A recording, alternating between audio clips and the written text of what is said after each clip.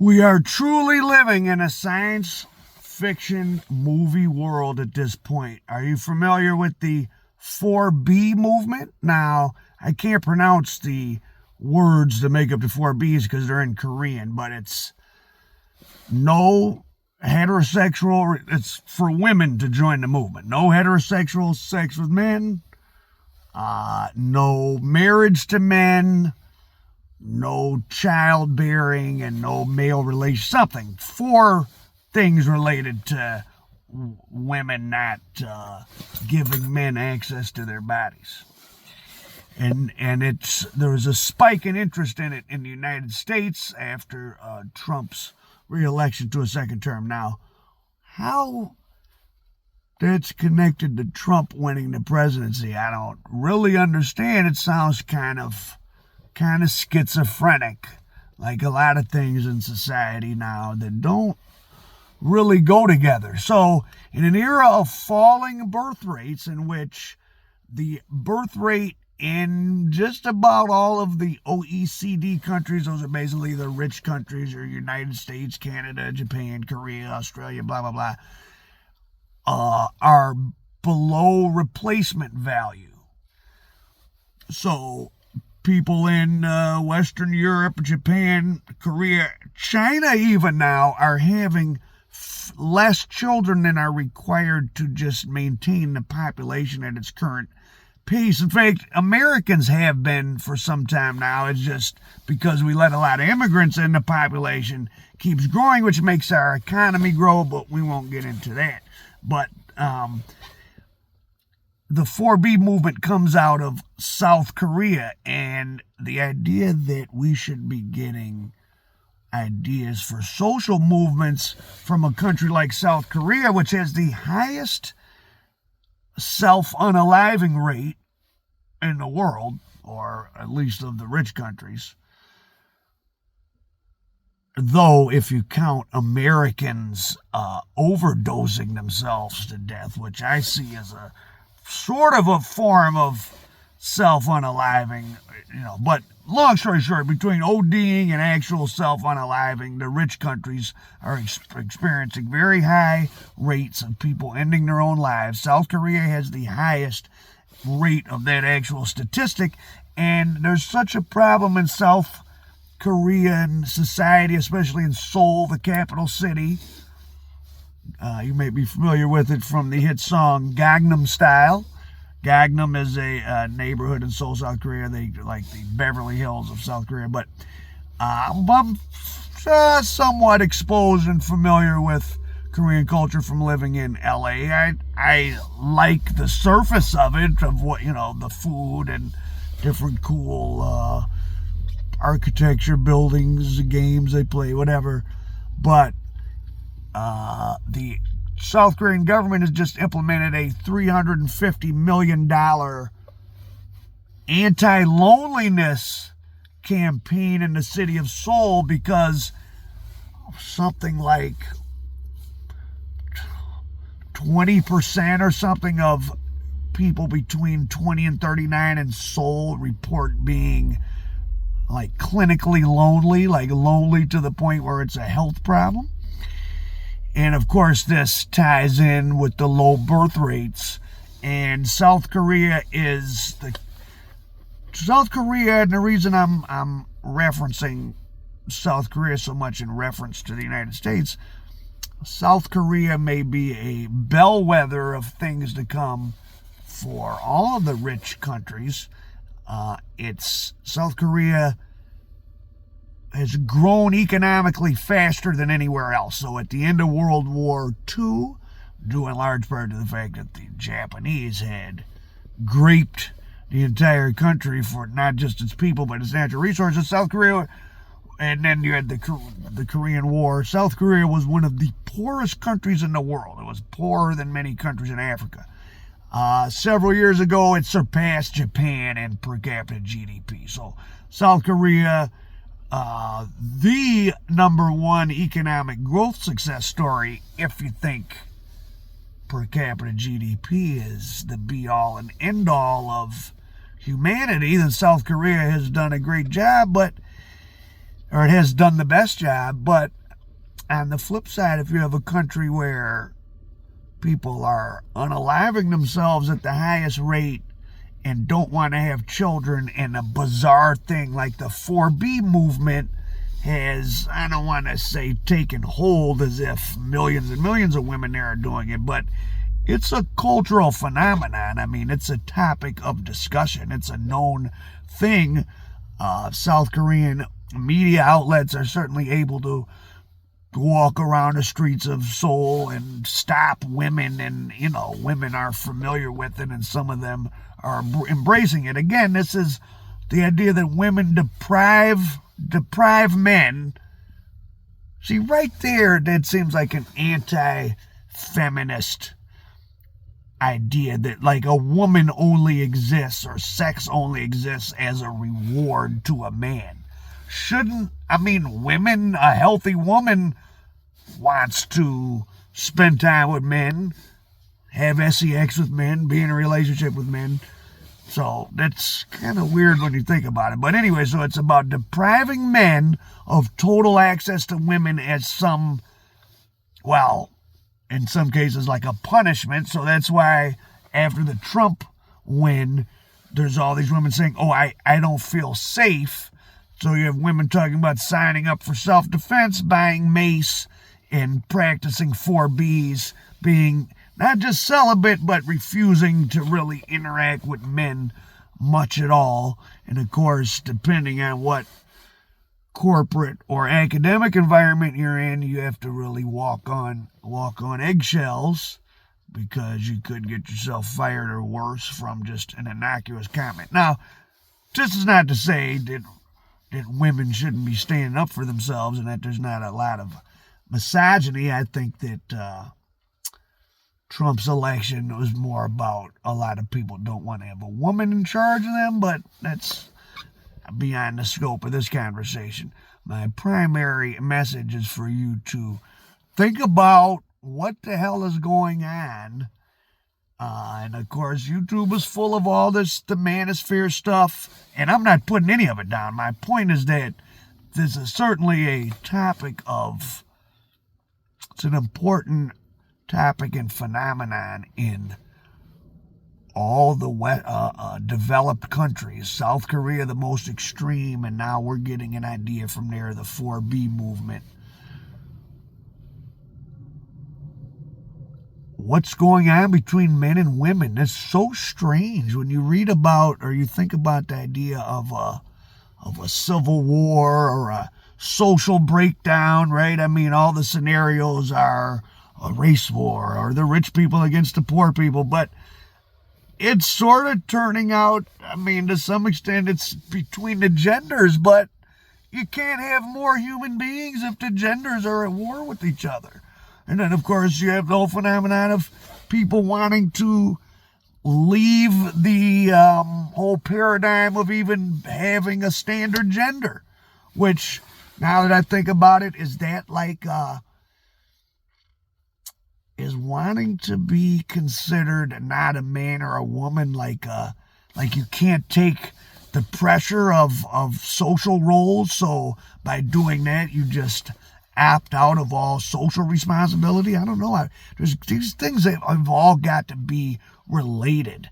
Something has gone, or many things have gone and are going wrong in a society where now we have unprecedented wealth.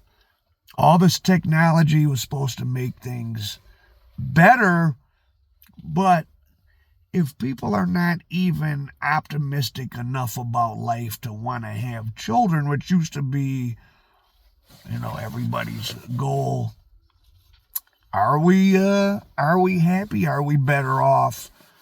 Or are we just, I don't know. What's going on? What do you guys think? So look up the 4B movement. Let's see. I'm going to tell you what it means, actually.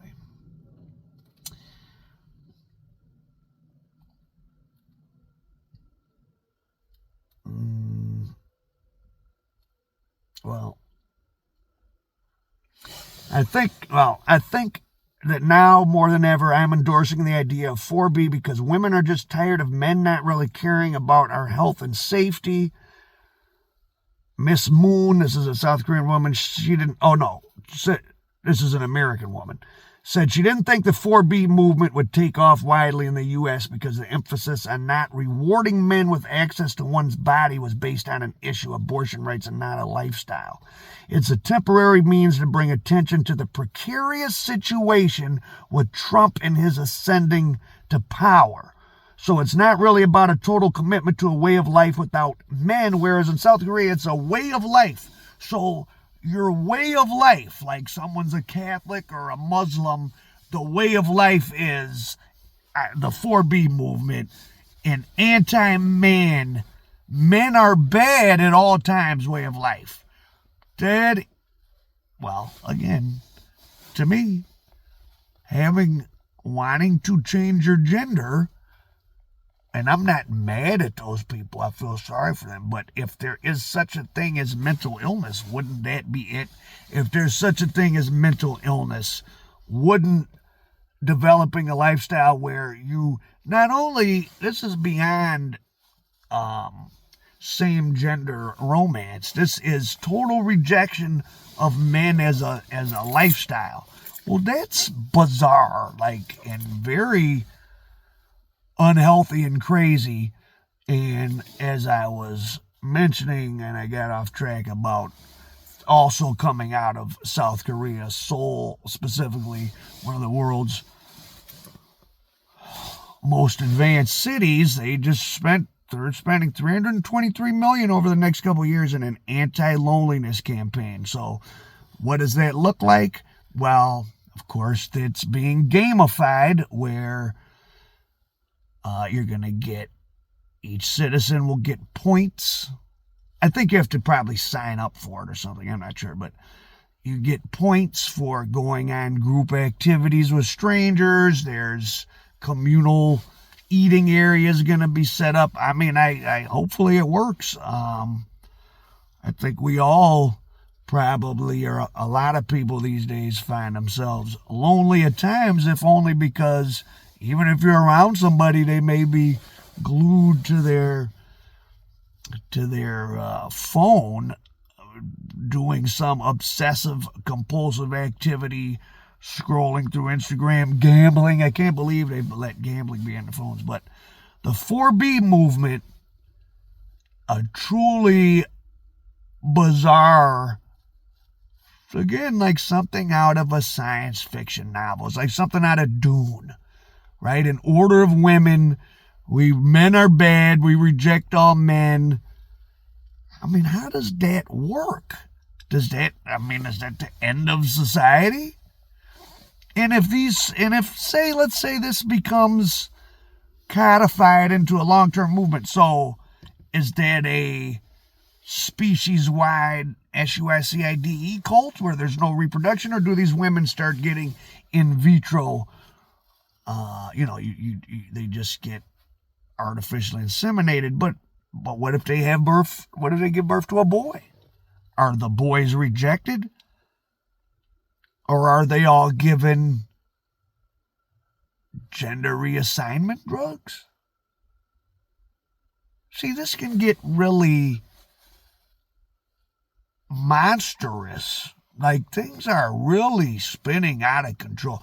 Very, very, never heard of anything like this. Look up the 4B movement. Searches for it spiked in the United States after Trump won.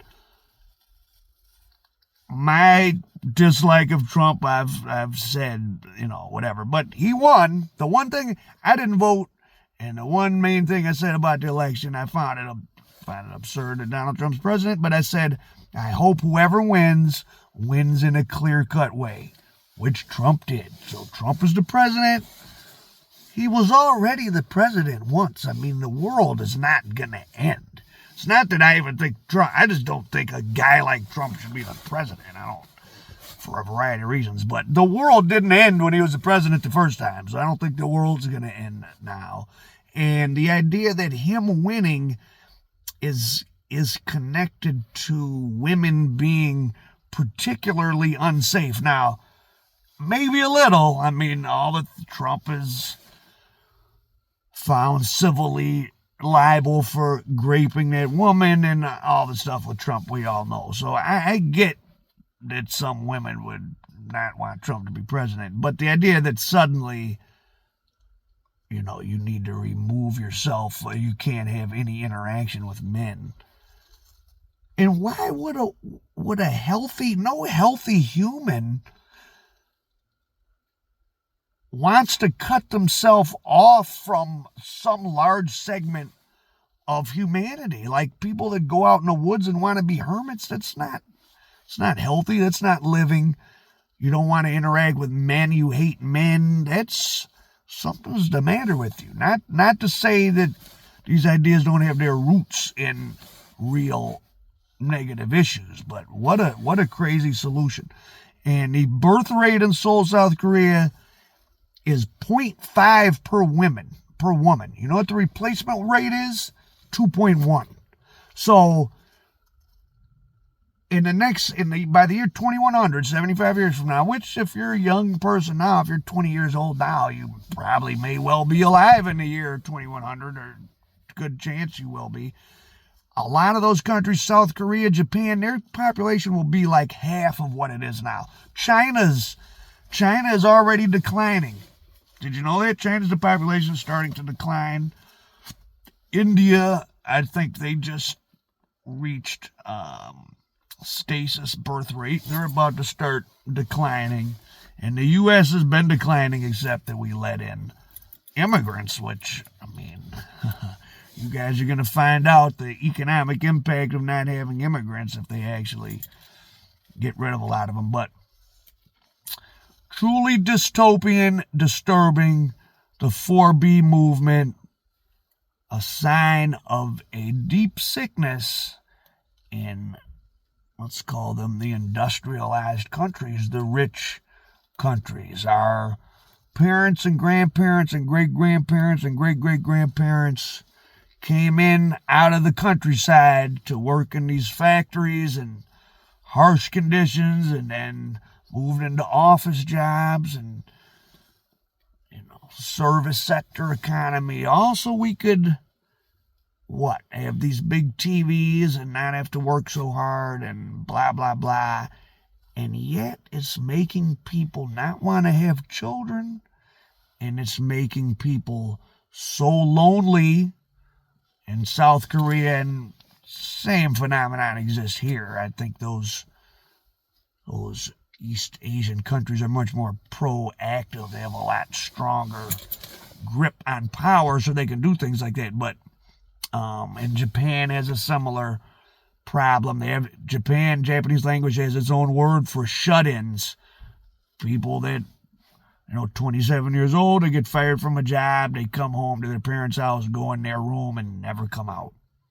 And they have to be brought food, and they refuse to leave, and eventually, after years, they die in their room. Very sad, strange corner of modernity.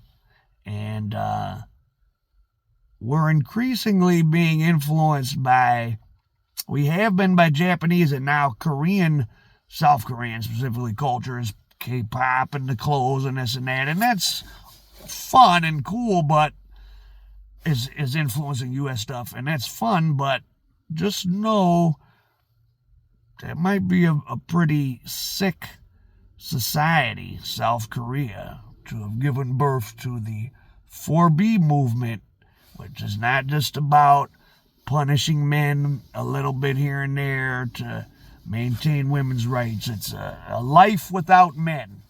And searches for it spiked after Trump's election. Al Prophet. Politics, baby.